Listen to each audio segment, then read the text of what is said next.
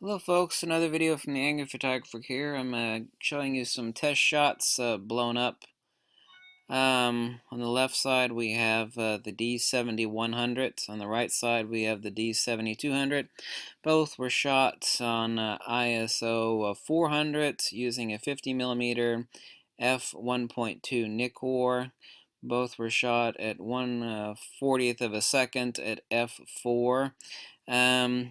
I was talking about the Nikon D7200 in a prior video being a low ISO loser, but I should have actually specified that is exactly what Nikon designed it to be.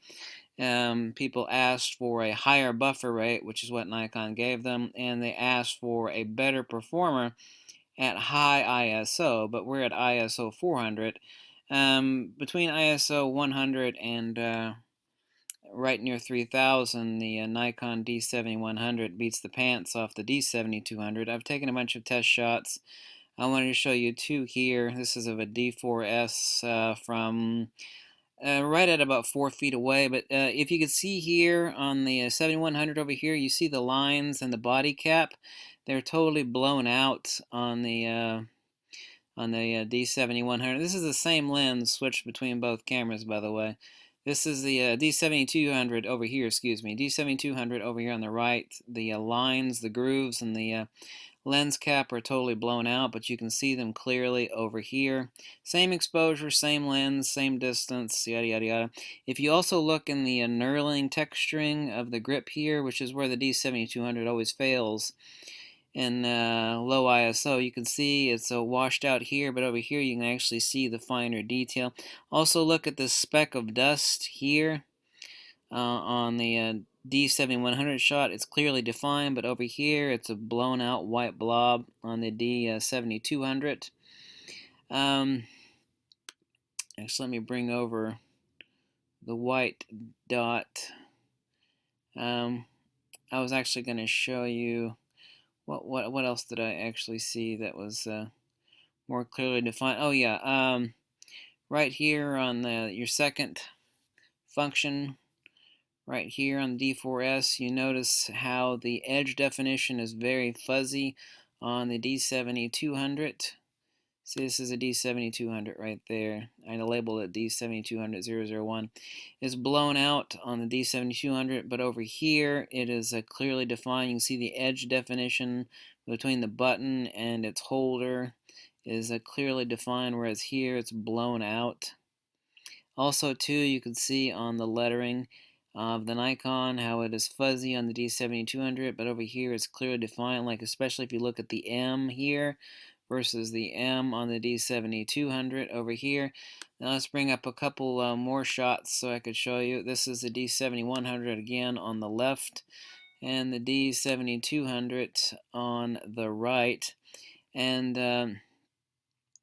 oh yeah, like the 4s, UPC, you can actually see how, especially look at Japan, Hecho in Japan, right here on the D7100 on the left.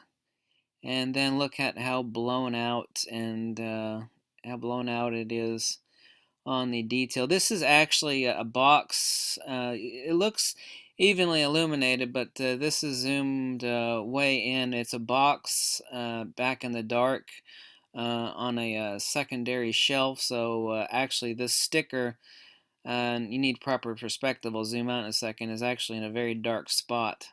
So it is the shadow detail, which is really important because shadow detail is so important. Like if you want to crank your shot up, drop it up 3-4 stops, then and you get blown out shadow detail. I've got confirmation from other people, including the artist Odin I can't pronounce his last name. The Israeli artist Odin Benenji.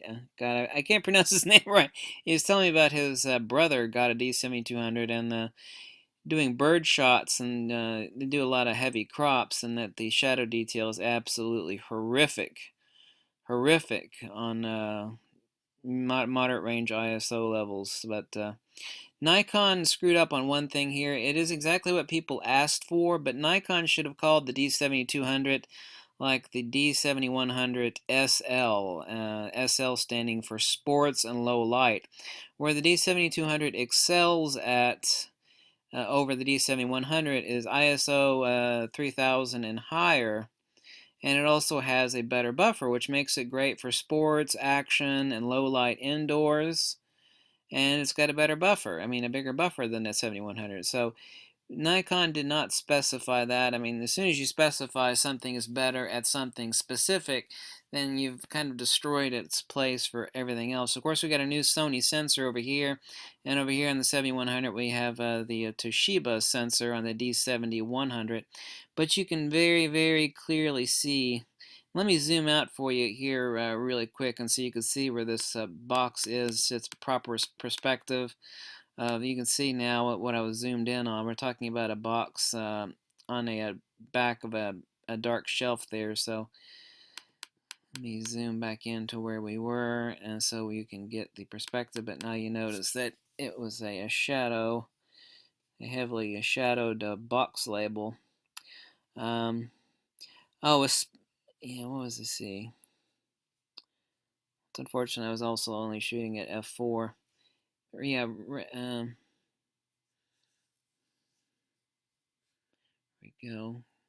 Oh, no, I zoomed in on the wrong label. That's why that one looked different. Let me bring up. Sorry about that. Because that for a second there was a depth of field issue on the focus. I zoomed in on the wrong box. Sorry about that. I was even confusing myself because all the box labels look kind of the same, but I got to check the UPC code to make sure, because I was like, I know that's not right. I was just looking at something different a second ago. He kind of wants to jump around on me here. See, once again, it came to the wrong label. Hold on a second. I shouldn't have zoomed in on that. I zoomed out on it so far. But okay, 8844. Now I got to look at UPC codes. There we go. See, it wants to jump around on me. Bloody bastard. That's what you get for using Preview. But it looks the same in Nikon View NXD as well, but I'm just using Preview. But you can see how much sharper the 4 is here on the D7100 and what it looks like here on the D7200, and especially Japan. And look at the Chinese characters, how blown out they are on the D7200. I've gotten, since I made that last video comparing the D7100 and 7200, nothing has changed. It's exactly what I said. The D7200 is, I still have to say this, the D7200 is a low light loser. That doesn't mean the camera is a loser, but I have to state that the D7200 compared to the D7100 is a low light loser, specifically because between ISO 100 and ISO 3000, that's where 95% of people are shooting 95% of the time. Now, if you're shooting low light, club scenes, night, high ISO, want a faster buffer, sports, you need to crank the ISO up. You're in a dark, you're in a gymnasium, a basketball stuff, football, indoor, the D7200 is exactly what Nikon didn't screw up. Okay, Nikon's not dumb, even though they made some dumb mistakes. But Nikon made the D7200 is exactly what they meant it to be. No sensor could be perfect on both ends of the spectrum. It just so happens that this newer Sony sensor has better high ISO performance and than the 7100 by far, but most shooters are not shooting up at 3000 plus ISO. I mean, if you are that sort of photographer, yes you are, but everybody else that's out in the daylight, or they're taking portrait shots, or they want to capture the detail and the shadows, then I have to make this video because, like, well, what are you going to be doing with the camera? Are you going to be doing a bunch of sports and low light? Well, no. Then I would say, no, logically, I emphatically do not recommend the Nikon D7200. It's like, well, what do you recommend it for? I was like, well, I recommend it for exactly what Nikon designed it to be. A high ISO winner and a larger buffer winner. But as far as where most people are shooting most of the time, where they want shadow detail, which is important if you're going to bump up, increase in post, a stop, 2-stop, 3-stop, 4-stop, or take portrait shots, or you want those shadow details, like here. You see this shadow detail? I can see all the grooves in the and the body cap. Over here, it's all blown out on the D7200. So the 7200, I need to say a caveat and be perfectly logical about what the 7200 is. The 7200 is a winner for what it's designed for, but for what most people use it for, between ISO 100 and 3000, just normal outdoor, indoor flash shots, the D7200 is a loser. Now, there's no loser about a bigger buffer. A bigger buffer is awesome, okay? There's no complaining about that, but, there's no specificity from Nikon given the fact that, hey, our D7200 performs awesome up at super, at high ISOs past 3000, but when you're talking about shadow detail and you're going to crank it up some, the D7200 with the Sony sensor is a, I use the word sparingly, loser. I mean, I don't mean that like it's a loser camera, but you get the point, okay? So I proved my point. I'm actually going to have the camera for full loan here in a week or two, but I just got done doing these test shots. Same lens, same everything, no alteration in the image, none whatsoever. So here you can see it. Here's the proof. I proved it again. Here's the test shots. No alteration, no nothing. All I've done is zoom in on them so you can see them. Another video with the angry photographer, and here are the test shots between D7100 and D7200, and it's exactly what I told you it was before. Nothing's changed. Other people have confirmed exactly this. So there we go. Thanks so much, and catch you later.